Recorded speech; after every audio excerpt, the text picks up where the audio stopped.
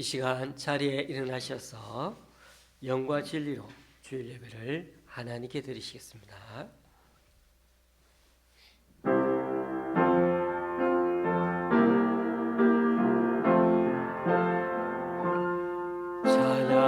찬양하라 내 영혼아, 찬양하라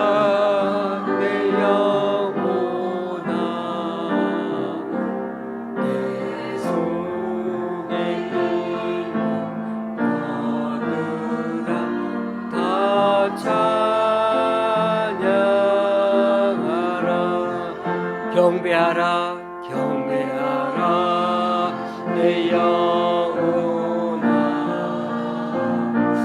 경배하라 내 영혼아, 내 속에 있는 것들아 다 경배하라. 감사하라 감사하라 내 영혼아, 감사하라 내 영혼아, 내 속에 있는 것들아 다 감사하라.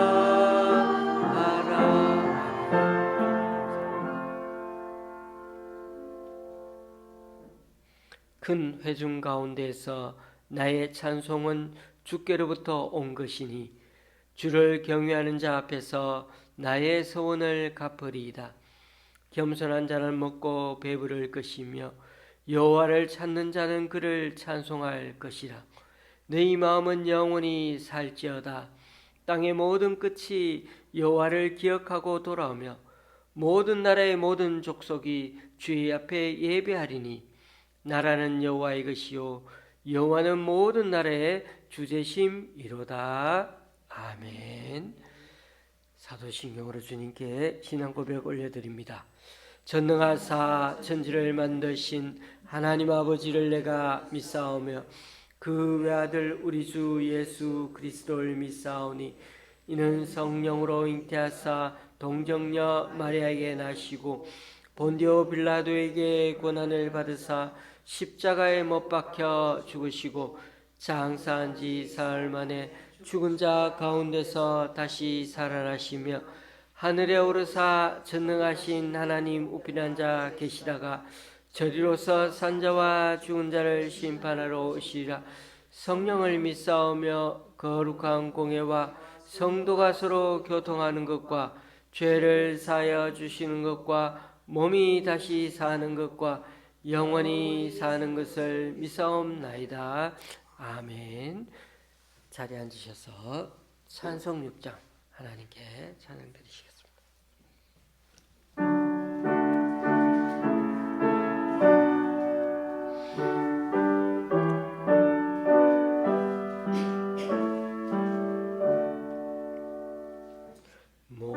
목소리 높여서 주 찬양하여라.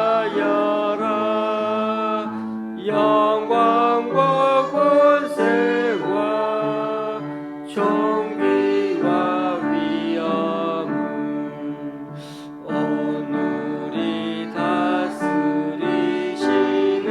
만왕의 왕께 돌려라.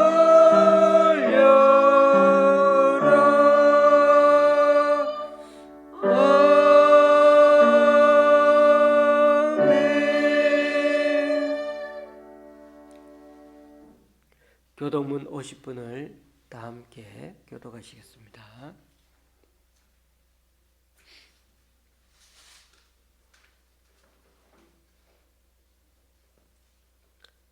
여호와께서 내 음성과 내 간구를 들으심으로 내가 그를 사랑하는도다. 그의 귀를 내게 기울이셨으므로 내가 평생에 기도하리로다. 사망의 줄이 나를 두르고 스올의 고통이 내게 이름으로 내가 환난과 슬픔을 만났을 때 내가 여호와의 이름으로 기도하기를 여호와여 주께 구하오니 내 영혼을 건지소서 하였도다. 여호와는 은혜로우시며 의로우시며 우리 하나님은 긍휼이 많으시도다. 여호와께서는 순진한 자를 지키시나니 내가 어려울 때에 나를 구원하셨도다. 내 영혼아 내 평안함으로 돌아갈지어다. 여호와께서 너를 후대하심이로다. 주께서 내 영혼을 사망에서 내 눈을 눈물에서 내 발을 넘어짐에서 건지셨나이다. 내게 주신 모든 은혜를 내가 여호와께 무엇으로 보답할까?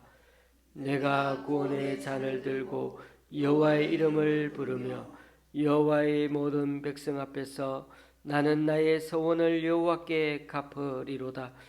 그의 경건한 자들의 죽음은 여호와께서 보시기에 귀중한 것이로다. 아멘. 찬송가 366장입니다.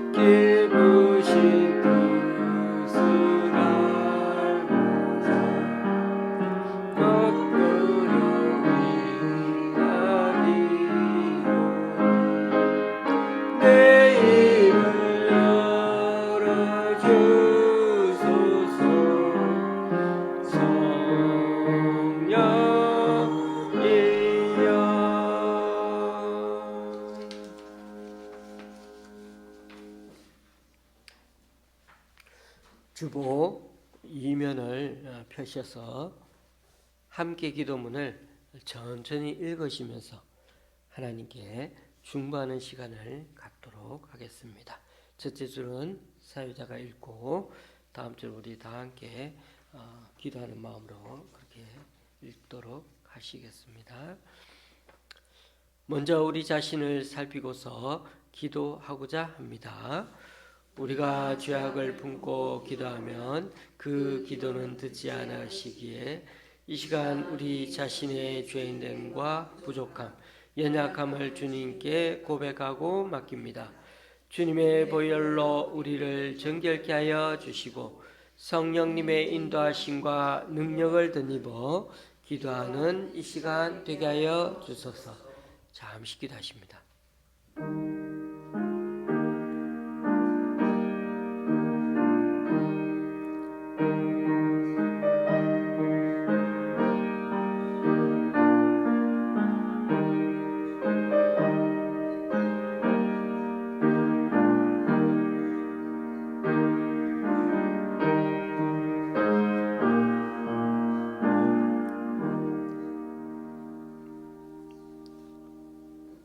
우리 교회 성도들을 위해 기도합니다.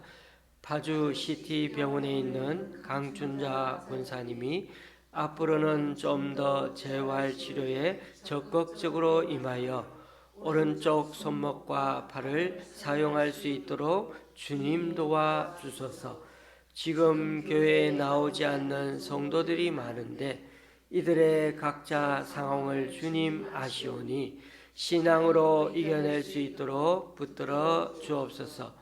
여전히 묵묵히 주님 붙들고 나아가는 우리에게도 처음부터 교회를 새로 시작한다는 마음으로 우리 자신의 신앙을 더 단단히 다져가게 하시고 올 한 해 한 명 한 명씩 이곳을 예배자로 채워나갈 수 있도록 주님 은혜 내려 주옵소서. 그 외 직장과 사회생활하는 성도들이 믿음으로 살 때 복 내려 주시고 청년들의 신앙과 각 가정의 기도 제목에 응답하여 주셔서 넘어져도 다시 주님 붙들고 일어설 수 있도록 새 힘과 능력으로 새롭게 하여 주소서. 우리나라 청소년 도박을 위해 기도합니다. 한국 도박 문제 예방 치유원이 발표한 2024 청소년 도박 실태 조사에 따르면 국내 초중고 학생 390만 명 가운데 4.3%가 도박을 경험했으며 이 중 19.1%는 6개월 이상 반복적으로 도박을 했다고 합니다. 청소년 도박은 단순히 돈을 잃는 데서 그치지 않고 사기, 친구 폭행, 사체 이용 등 범죄와 사회적 문제로 이어지는데 조기 대응을 위해 무엇보다 학부모 인식이 중요한 시점에 있습니다. 물질 탐욕이 가득한 세상이기에 학교와 가정에서의 예방 교육도 절실하지만 자녀가 도박의 유혹에 쉽게 흔들리지 않도록 부모 세대가 먼저 생활의 본이 될 수 있게 하여 주소서. 북한 장애우의 인권을 위해 기도합니다. 미국의 북한 전문 매체 NK뉴스는 유엔 장애인 권리위원회 보고서를 통해 북한의 장애인 인권 실상에 대해 전했습니다. 장애인을 대상으로 한 의학 실험과 장애 영아 살해, 장애 여성 강제 불임 시술, 낙태 등이 국가 주도로 지금도 버젓이 실시되는 중이라고 합니다. 이들은 격리되어 요단 정착지에 수용되며 단신인 경우 고립된 섬에 버려지고 동물처럼 살다 죽게 합니다. 구조적인 차별과 고통 가운데 처한 북한의 장애우에게 피할 길을 주시고 북한의 장애우 정책의 변화와 개선이 있도록 주님 긍휼히 여겨 주소서. 세계 분쟁 지역에 일어난 성폭력에 대해 기도합니다. 유엔은 2025년 분쟁 관련 성폭력 보고서를 통해 전 세계에서 4,600건 이상의 사례가 확인되었는데 실제 피해 규모는 이보다 더 클 것으로 추정했습니다. 특히 콩고 민주공화국, 중앙아프리카 공화국, 소말리아, 남수단, 하이티 등에서 집중적으로 발생했다고 합니다. 세계 곳곳에서 벌어지고 있는 참혹한 분쟁이 속히 멈춰지고 분쟁으로 인해 고통받고 있는 약자, 여성과 아동에 대한 성폭력이 근절되게 해 주소서. 희생자와 생존자에 대한 지원과 더불어 가해 국가와 개인에 대한 강력한 정의도 꼭 이루어지게 해 주소서. 마약 남용에 빠진 나이지리아 젊은 세대를 위해 기도합니다. 나이지리아 국립마약법 집행사무소에 따르면 2023년 기준 15세에서 64세 사이 인구 중 약 1,430만 명이 마약을 남용했다고 합니다. 라고스 주 고등학생만 해도 약 14%가 마약을 시도했으며 그중 절반은 현재도 투약 중입니다. 수도 아부자에서 마약 퇴치 단체를 운영하는 교회들을 통해 이들이 마약의 올무에서 벗어나 참된 자유를 누리며 가정과 영혼이 회복되게 하소서. 온라인 종교활동 전면 금지를 단행한 중국 선교를 위해 기도합니다. 중국 정부는 지난 8월 15일부터 온라인에서 종교활동을 전면 금지 통제하는 새 규정을 발표하며 모든 종교활동을 검열하고 있습니다. 성직자들은 인터넷 종교 정보 서비스 허가증을 보유한 등록 플랫폼에서만 설교나 교육할 수 있고 개인 소셜미디어, 위챗 그룹, 라이브 방송은 사용할 수 없습니다. 그리고 팔로워나 후원금도 차단하여 다음 세대까지 철저히 공산당 이념을 따르도록 세뇌하고 있습니다. 이런 방해에도 불구하고 이미 심겨진 복음이 누룩처럼 조용히 퍼져 중국에도 하나님의 나라가 세워가게 하소서. 우리 자신의 기도 제목 갖고 각자 기도하시겠습니다.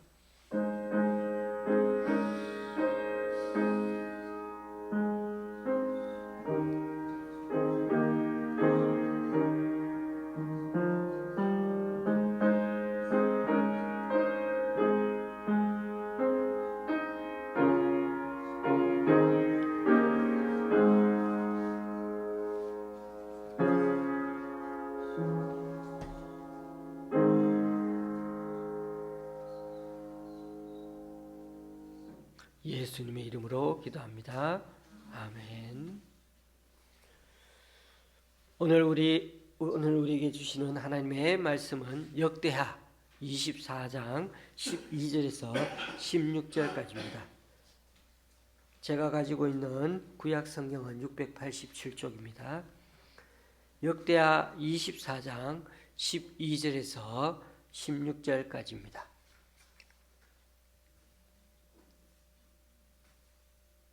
교도가실 때 마지막 절은 같이 읽도록 하시겠습니다. 왕과 여호야다가 그 돈을 여호와의 전 감독자에게 주어 석수와 목수를 고용하여 여호와의 전을 보수하며 또 철공과 노쇠공을 고용하여 여호와의 전을 수리하게 하였더니 기술자들이 맡아서 수리하는 공사가 점점 진척되므로 하나님의 전을 이전 모양대로 경고하게 하니라. 공사를 마친 후에 그 남은 돈을 왕과 여호야다 앞으로 가져왔으므로 그것으로 여호와의 전에 쓸 그릇을 만들었으니 곧 섬겨 제사 드리는 그릇이며 또 숟가락과 금은 그릇들이라. 여호야다가 세상에 사는 모든 날에 여호와의 전에 항상 번제를 드렸더라. 여호야다가 나이 많고 늙어서 죽으니 죽을 때 130세라. 무리가 다윗성 여러 왕의 묘실 중에 장사였으니 이는 그가 이스라엘과 하나님과 그의 성전에 대하여 선을 행하였음이더라. 아멘.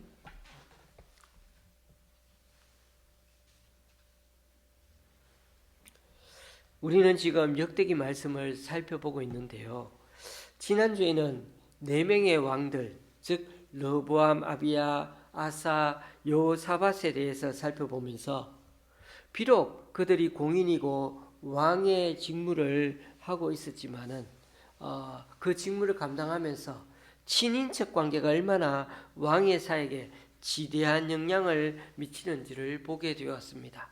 특히 아사 왕과 여호사밧 왕은 각각 할머니와 사돈에게 휘둘려서 한동안 나라를 다스리기가 참 어려웠습니다. 아사 왕은 할머니 마아가가 우상을 섬기는 바람에 애를 먹었고, 여호사밧은 사돈인 아합과 같이 전쟁에 나갔다가 죽을 뻔하고 돌아왔습니다.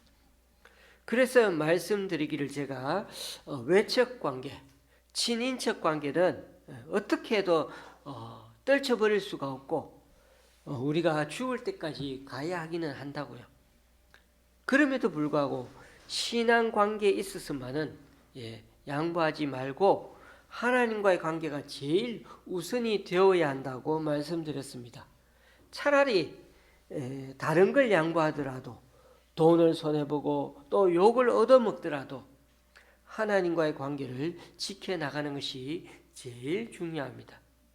우리가 살펴본 왕들이 겉으로 보면 또 처음에는 좀 괜찮은 왕들 같았는데 다윗의 언약을 붙들고 좀 괜찮게 일을 처리하고 전쟁에서도 하나님 도움으로 이기는 듯 했는데, 그런데 교만해지니까 결국은 왕들이 점점 무너져 가는 것을 보게 됩니다. 아무리 신실한 왕이라 해도 외척 관계와 인간적인 말의 유혹을 뿌리치기가 너무나 어려웠습니다. 특히 왕은 사람들이 보기에 그 자리가 무소부재의 자리로 생각해 버립니다.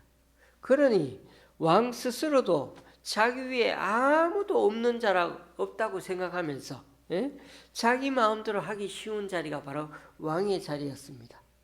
그러나 우리가 성경 말씀을 통해 수없이 살펴본 것처럼 왕 위에는 왕의 왕, 왕 중의 왕인 대신 그 하나님이 계시다는 것을 잊으면 안 되었습니다. 그 사실을 잊는 바람에 북이스라엘은 여러 번 왕가가 자주 바뀌었지만은 남유다는 그나마 다윗 왕가, 즉 하나님과의 그 언약을 기억한 왕조, 그 왕조는 하나님이 그 등불을 쉽게 끄지 않으시고 그래도 이끌고 가셨던 것입니다. 이번 주에도 우리는 또 4명의 왕을 묵상해 왔습니다. 여호사밧, 여호람, 아하시야, 그리고 요아스 왕입니다. 그 첫 번째 왕이 여호사밧은 아합 왕과 사돈 관계를 맺는 바람에 아람과 전쟁하다 죽을 뻔했다고 했죠.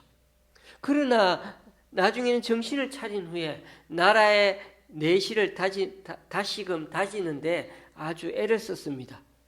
솔로몬 때는 북이스라엘의 10개 지파를 중심으로 각각 행정구역을 편성해서 그래서 12개 행정구역을 통해서 그렇게 나라를 든든하게 다스렸지만 이제는 그 시스템이 다 무너져 버렸죠. 10개 지파가 떨어져 나갔기 때문에. 그런데 르호보암 왕 때부터 계속해서 북이스라엘과 전쟁하고 있는 바람에 다시 행정구역을 재정비할 수 있는 그런 시간들이 없어서 고생해 왔습니다. 그래서 여호사밧 때까지 왔는데 다행히 북이스라엘과 지금 사돈관계로 잠시 화해 무드를 가지면서 그 사이 군사력을 재정비하여서 솔로몬 당시처럼 유다 지역의 영토를 거의 회복해 갔습니다. 거기다 국경 지역들을 요새화하여 각 성들과 연계해 그렇게 적의 침공을 대비한 방어 시스템을 구축하기도 했습니다. 그와 더불어 그는 우상 숭배의 권원인 온 나라 곳곳에 서 있는 그 산당, 우상들을 다 제거해 버렸죠. 아시다시피 산당은 솔로몬 통치 말기 때부터 이방 여인들을 맞아들이면서요, 그 여인들이 각각 자기 신을 섬길 수 있도록 해달라고 해서 솔로몬이 허용하는 바람에 훗날 우상 숭배의 온상이 되어버렸죠. 여호사밧은 그의 아버지 아사 왕 때도 몇 번씩 그 산당과 우상들을 없애는 일을 단행했는데도 불구하고 또 이렇게 산당과 우상이 순식간에 많이 생기는 것을 보면은 정말 나쁜 것은 엄지에서 금방 자라나고 틈만 주면 금세 차올라올 정도로 생존력이 너무나 끈질기고 강하다는 걸 알 수 있습니다. 잡초처럼요. 여러분, 내 집에 있는 정원의 흙바닥을 보십시오. 잡초는 아무리 제거해도 또 금세 나타나죠. 그런데 20장 30절에 보시면 여호사밧이 죽을 때도 아직도 산당을 다 철거하지 못했다고 그렇게 평가하고 있는데요. 여호사밧이 죽을 때도 아직도 산당을 다 철거하지 못했다고 그렇게 말할 정도로 백성들의 마음이 여전히 그들의 조상들의 하나님께로 돌아오지 못했다고 그렇게 성경은 평가를 내리고 있습니다. 여러분, 우상이란 게 그만큼 무섭고 잡초같이 끈질긴 면이 많다는 거예요. 마약이나 도박, 섹스를 상업화해서 오늘날 돈을 벌고 유통하는 범죄 집단들을 보십시오. 그런 범죄 집단만 아니라 우리 매스컴과 TV와 그런 영상을 보십시오. 얼마나 그런 일들이 우리도 모르게 그렇게 또 유혹하고 우리의 마음을 그렇게 쏠리게 만듭니까? 아무리 소탕하고 범죄와의 전쟁을 선포해도 끊임없이 새로 생겨나는 것이 바로 이런 죄의 문제, 잡초와 같은 겁니다. 잡초일수록 생존력이 강한 것처럼 죄 또한 우리에게 마찬가지라는 것입니다. 우리 시대에 선한 영향을 미치다가 2년 전에 돌아가신 팀 켈러라는 목사님은 우상을 이렇게 정의해 주었습니다. 네가 좋아하는 것을 잃어버리면 슬플 뿐이지만은 네가 의지하던 것을 잃어버리면 무너지게 된다. 이게 무슨 뜻일까요? 좋아하는 것을 잃어버리면 슬퍼할 뿐이지만은 의지하던 것, 마음을 주고 의지하던 것을 잃어버리면 마음이 무너진다는 거예요. 어떻게 보면 우상에 대해 참 훌륭한 해석이고 정확하게 파악한 정의라고 생각됩니다. 그만큼 우상이 우리에게서 떼어내기가 너무나 힘들다는 거죠. 우상이란 그것을 잃어버려서 좀 슬프면 그 우상의 문제가 아니라는 거. 어떻게 보면 좋아하는 선호도의 문제, 취미 정도일 수도 있습니다. 문제는 그 슬픔을 넘어서서 마음까지 무너지게 하는 대상이 있다면 바로 그것은 우리의 우상이라는 것입니다. 그러므로 우리가 무엇을 잃을 때 잘 살펴보십시오. 단순히 잠시 잠깐의 슬픔 정도 아쉽다던가 막 눈물을 흘릴 정도인지 아니면 내 마음까지 무너질 정도로 의지하고 있었느냐, 그것에 따라서 나의 우상이 무엇인지, 우상이 있는지 아니었는지를 점검해 볼 수가 있습니다. 그러므로 교우님들, 우리 또한 끊임없이 정결케 하지 않으면 안 됩니다. 우리가 죄를 끊고 거룩하게 사는 것은 한두 번 해서 되는 게 아니고요, 바로 생활의 문제라는 것입니다. 우리가 왜 집안 청소를 일주일에 한 번씩은 꼭 해야 합니까? 눈에 보이기는 매일 쓰고 있는 그 화장실, 내가 맨날 보면 깨끗한 것처럼 보이잖아요. 그런데 여러분, 화장실을 한 달 정도 청소를 못했다, 그 정도만 되어도 금세 화장실이 난리가 나죠. 먼지가 쌓이고 막 난리가 납니다. 먼지는 눈에 보이지 않아서 어느새 쌓이듯이 우리의 죄 또한 마찬가지입니다.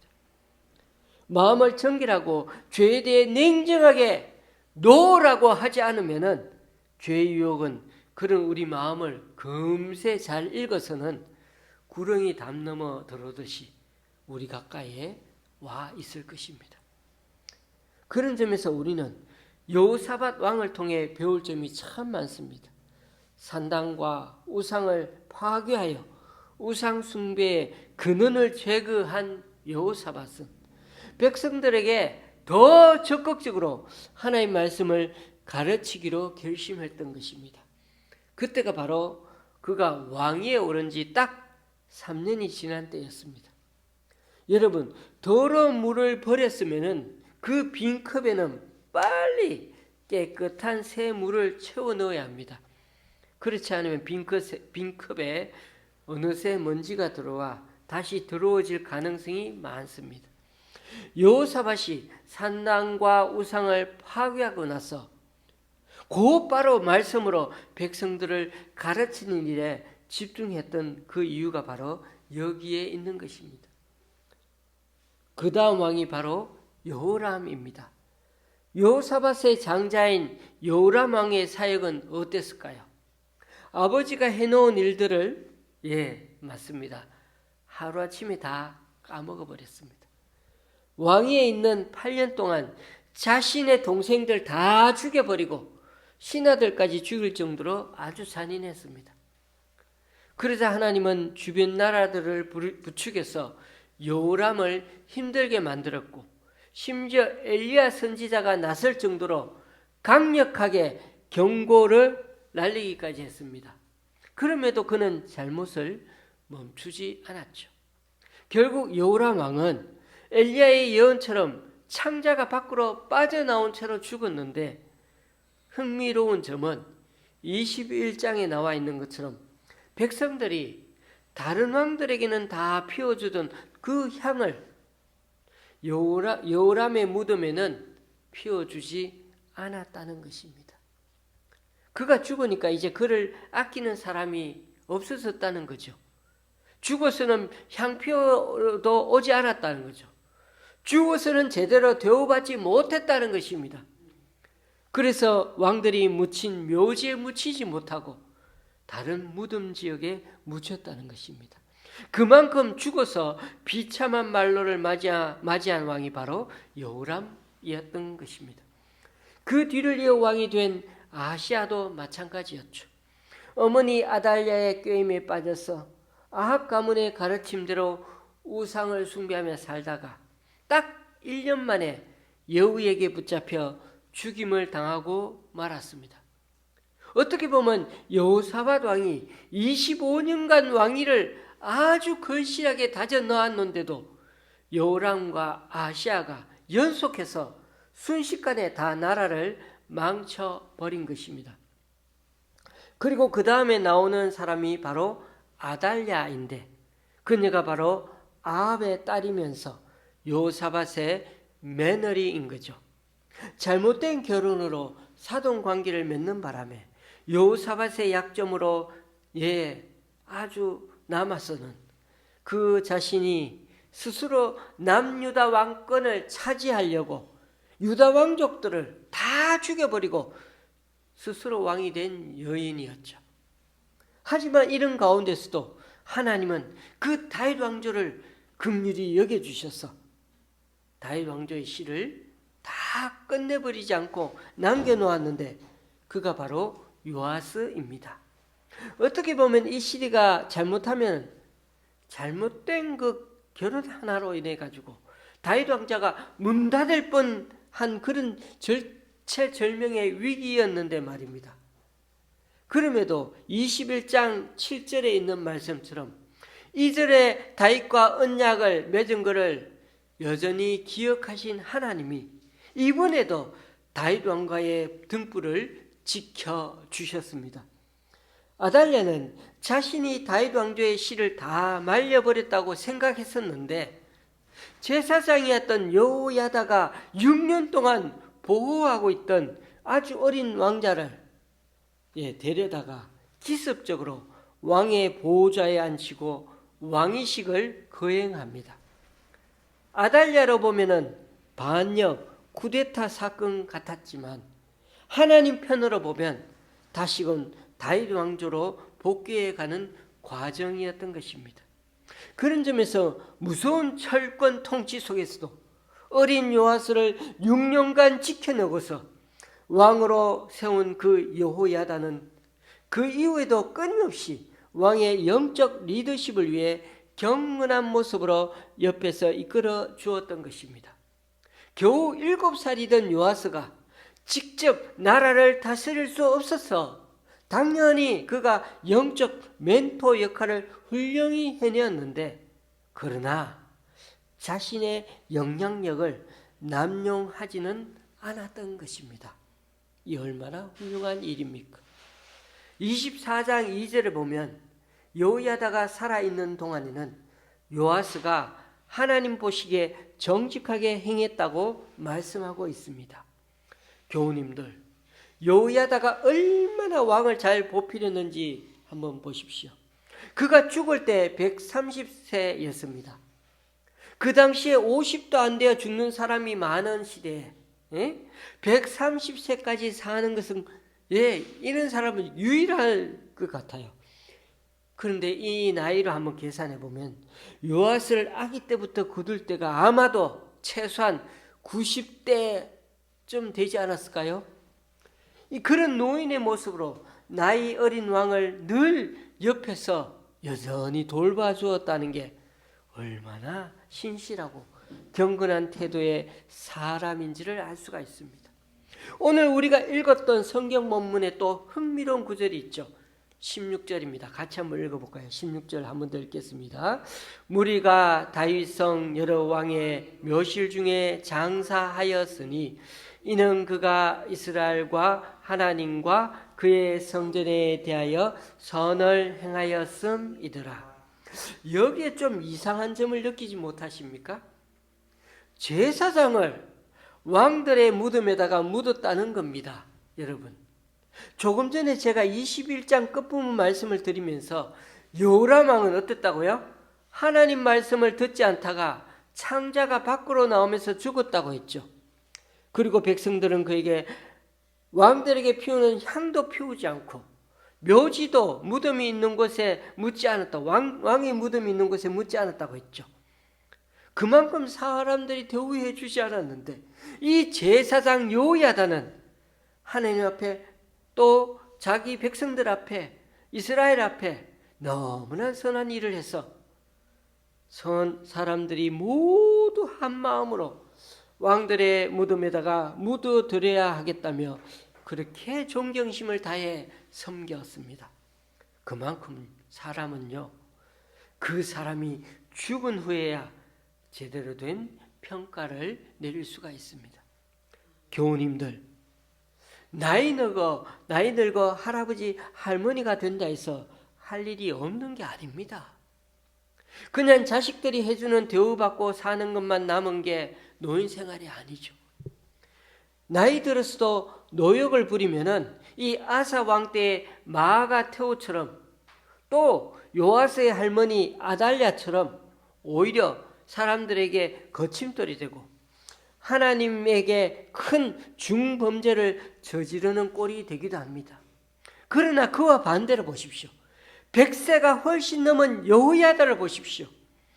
다윗의 등불이 꺼지려는 그 순간 그가 나서서 나라를 위해서 구해야겠다는 그 역할을, 하나님의 사람 역할을 훌륭히 감당해내지 않았습니까?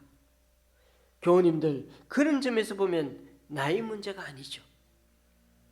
그 나이쯤 되면 뒷방 늙은이 취급받으며 살아야 하는 게 맞는 것 같은데요, 오히려 자신이 할 일을 찾아가지고 자신의 남은 목숨을 내걸 정도로 얼마나 위험합니까? 정열적으로 하나님 나라 일을 감당해냈던 것입니다. 마치 젊은이들처럼 말입니다. 오늘 이 나이든 여호야다가 얼마나 중요한 위치에 있었는지를 알려면 오늘 우리가 살펴보지 않은 다음 내용을 보면 압니다. 내일 우리가 묵상해야 할 부분이긴 하지만요, 요아스 왕은 언제 그랬냐는 듯이 그의 인생에서 제동장치가 고장난처럼 순식간에 이제 곤두박질 칩니다. 성경은 그 분기점이 바로 17절에 나오는 말씀처럼 여호야다가 죽은 후에 그랬다는 것입니다. 그의 아버지 같았던 여호야다의 부재가 결국 그를 무너지게 한 것입니다. 인간적으로 보면 요아스는 한 번도 부모의 사랑을 받아본 적이 없는 기가 막힌 사연을 가진 사람이었죠. 그런 가련한 인생을 거둬주고 죽음에서 구해내고 자식처럼 키워준 그 사람이 바로 여호야다였습니다. 요아스는 끝내 여호야다의 빈자리를 극복하지 못하고서는 그동안 하나님을 향한 그 신앙적인 모습조차 꺼져가는 물거품으로 만들어 버리고야 말았습니다. 놀랍게도 타락하되 아주 급속도로 타락의 길로 가고 북이스라엘의 아합의 길로 그냥 질주해 버리고 말았습니다. 선지자들이 나타나서 아무리 충고해도 듣지 않았고요. 심지어는 평생의 은인인 여호야다의 아들 스가랴의 말도 거절했습니다. 아니, 거절하는 정도가 아니라 그냥 죽여버렸죠. 그런데 여러분 25절에 보시면 스가랴가 죽은 지 딱 1년이 지났을 때 요아스가 전쟁터에 부상을 당했는데요.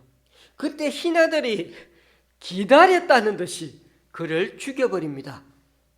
그때 신하들이 부상당한 왕을 죽인 이유가 그게 기록되어 있는데 제사장 여호야다의 아들들을 죽인 것에 대한 복수라는 것입니다.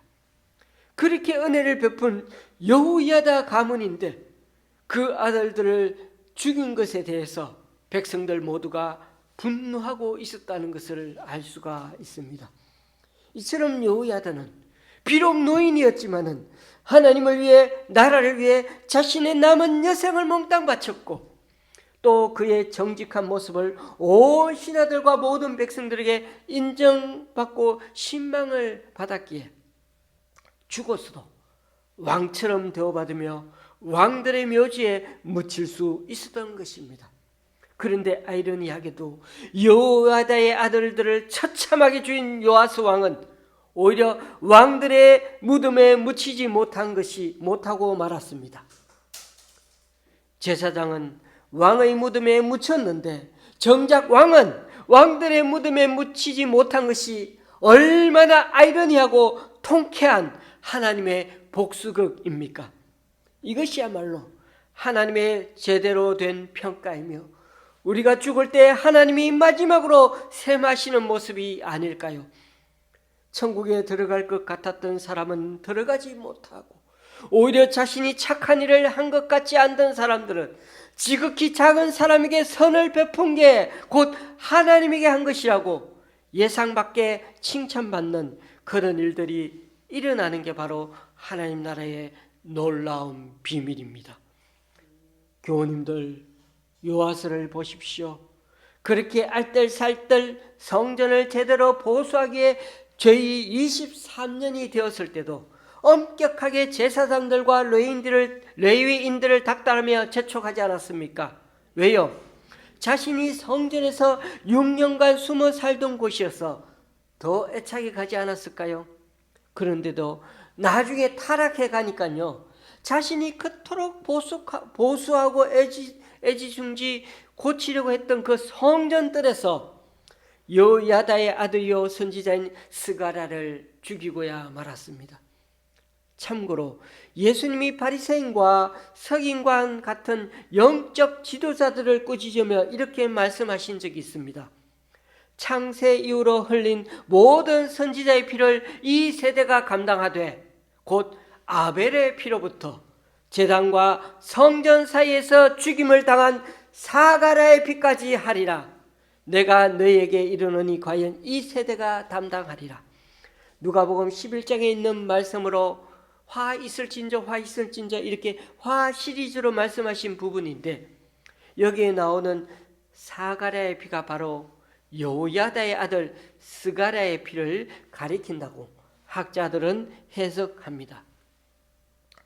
그만큼 이 스가랴를 죽인 것은 예수님도 아실 정도로 너무나 참 안타까운 참 장면이었던 것입니다.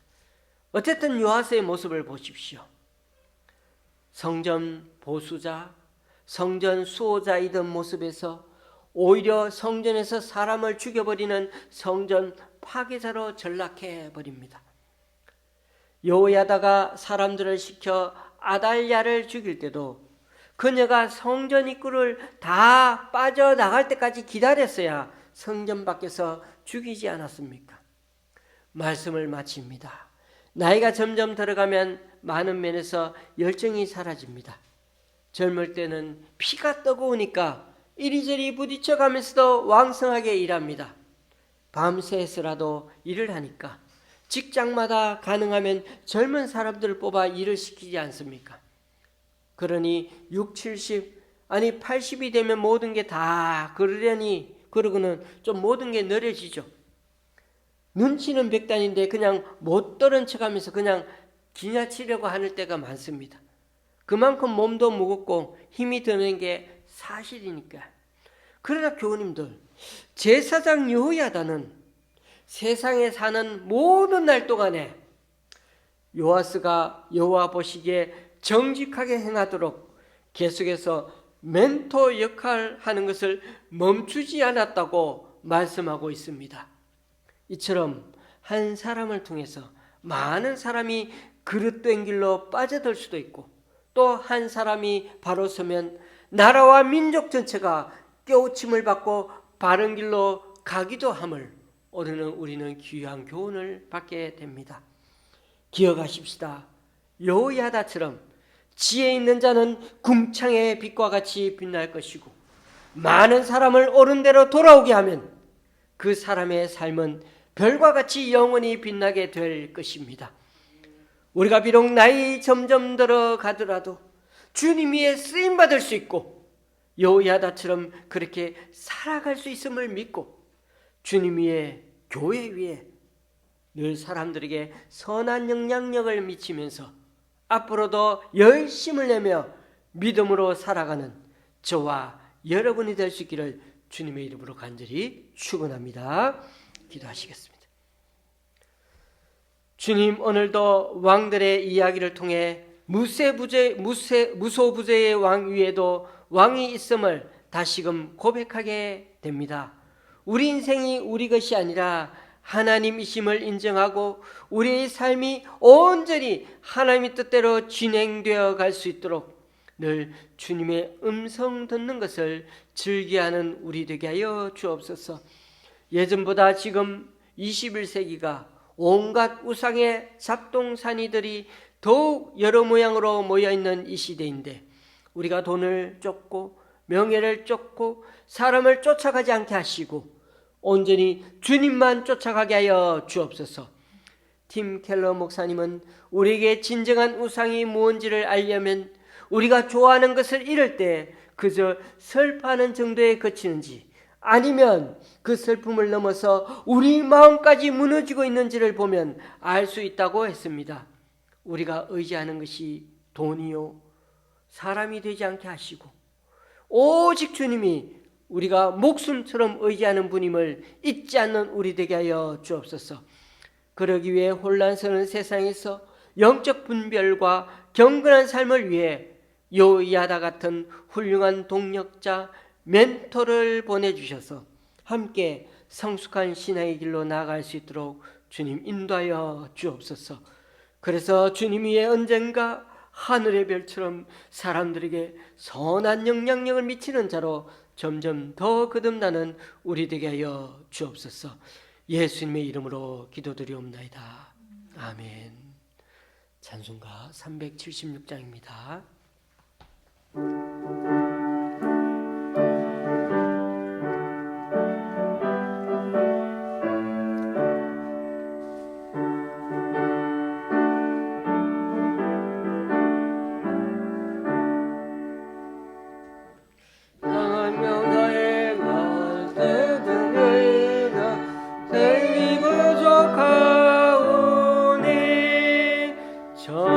전능하신 나의 주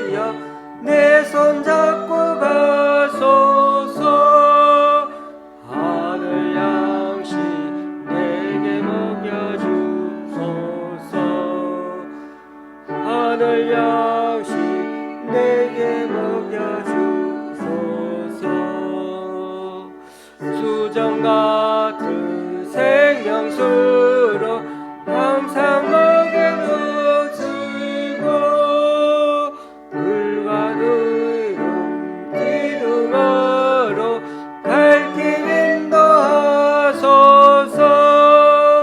나의 주여 힘과 방패 되소서. 나의 주여 힘과 방패 되소서. 요단강을 건널 때에 겁이 없게 하시고 저기 배는 가나안 땅 편히 닿게 하소서. 나의 주께 힘과 찬송 드리리. 나의 주께 항상 찬송 드리리.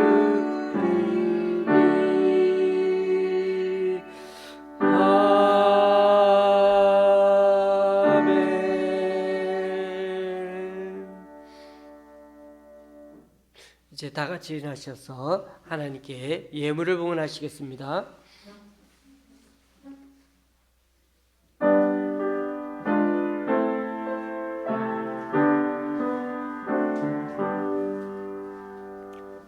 나의 보화 드리니 주여 받아주셔서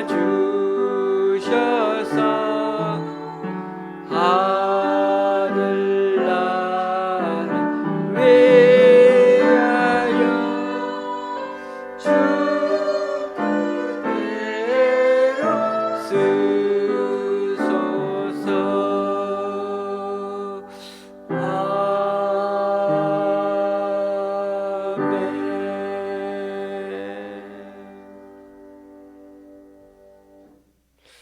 주님, 오늘 이 시간 주님 앞에 나와 각자 여러 모양으로 드린 헌금들 기뻐 받아 주시고 쓰이는 곳마다 귀한 결실 맺을 수 있도록 크시는 총으로 덧입혀 주옵소서. 오늘도 세 분의 11조와 세 분의 주일 헌금을 주님께 올려드립니다. 또한 광주의 집사님 가정에서, 강동구 집사님 가정에서, 그리고 잠실의 집사님 가정에서 귀한 예물을 하나님께 올려드립니다. 이분들의 헌신과 섬김 귀하게 받아주셔서 이분들을 통하여 하나님 나라가 더욱 확장되게 하여 주시옵소서. 예수님의 이름으로 간절히 봉헌기도 드립니다. 아멘. 앞뒤 좌우로 인사 나누시겠습니다.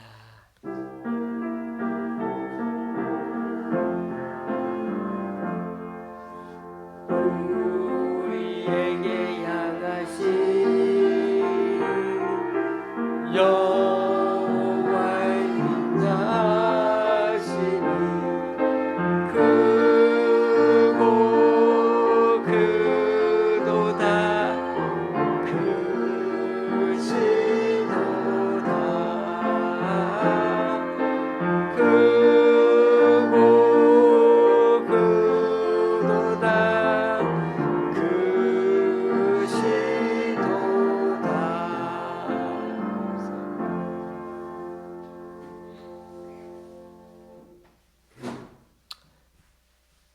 이번 주 수요일은 5가에서 9가까지 요약한 내용을 나눠드리곤 하고 야유회 겸해서 종강 모임을 갖도록 하겠습니다. 수요일 날.